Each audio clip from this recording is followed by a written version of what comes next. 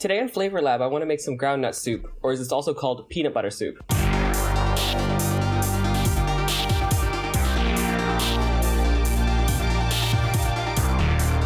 Like mole with its chocolate, the peanut butter plays a subtle role, tastes different than what you might expect. This recipe makes for a very unique meat stew and will feed a bunch of people. The recipe originates from Ghana and Nigeria, but the recipe I'll show you is an adaptation and is definitely not 100% authentic. But it's a little bit easier to use finding the more common ingredients you can find in Western markets. So let's get started. The hardest part in this dish is the prep. Breaking the prep up, we have vegetables and the meat. So let's start with the veggies. The first thing we're going to do is prepare some tomatoes by removing the skins and seeds.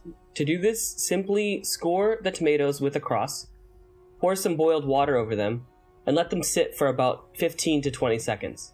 Then dunk them in a bowl full of cool water, and the skins will pull straight off. Cut the tomatoes into thirds and remove the seed membrane sac, saving the flesh. Next, we need to dice 4 onions. After this, we need to place the onions and tomatoes into a food processor and pulse it until we get a smooth paste. After the tomatoes and onions are paste-like, we need to add some additional ingredients. So we have 1 cup, or about 140 grams, of pumpkin seeds and about 30 grams of diced ginger. Keep pulsing it until the entire mixture liquefies.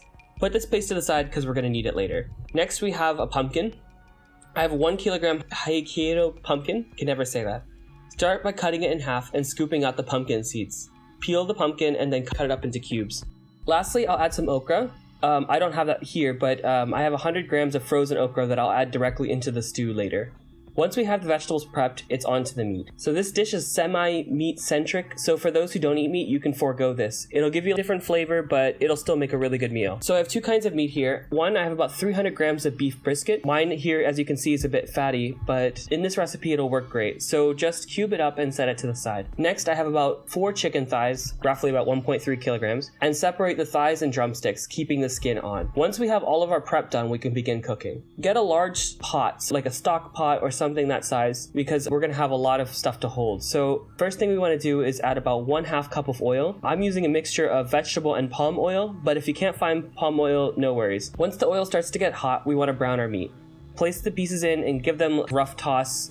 We don't, want to brown them entirely, just get some crispy bits on there. So no worries about crowding the pot here. Next, we need our liquid, and I'm going to use 1.5 liters of water along with some frozen beef stock cubes that I've made, but feel free to use any liquid you want here. But just keep in mind that this is the base of your soup, so what you add here is really going to have a strong influence on the final flavor. Keep heating until the liquid comes to a strong simmer, as you see here. Then pour the tomato, onion, ginger mixture in, and we're going to give this a stir. We need to add some spiciness at this point.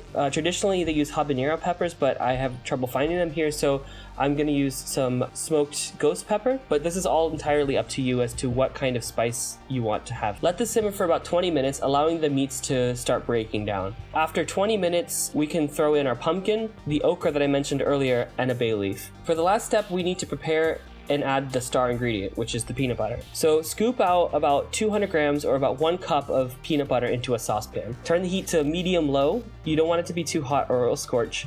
And slowly add some water in. We're gonna add in about 1/2 liter, but just start mixing the water and peanut butter. Just pour a small amount in and start trying to incorporate the water into the peanut butter.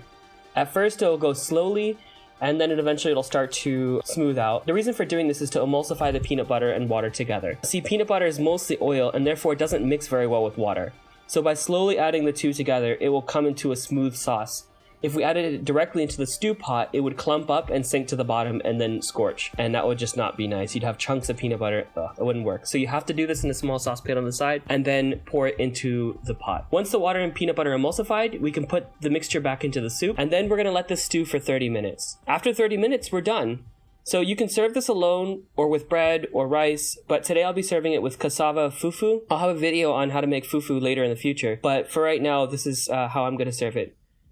So I know it's not the most appetizing dish, but it's a dish that I wanted to make because I make it all the time, and it's actually one of the dishes I wanted to make before I even started this channel. And to everybody who's been giving me positive feedback, that really means a lot to me, and I've been getting so much really awesome feedback. You can help me further if you want to.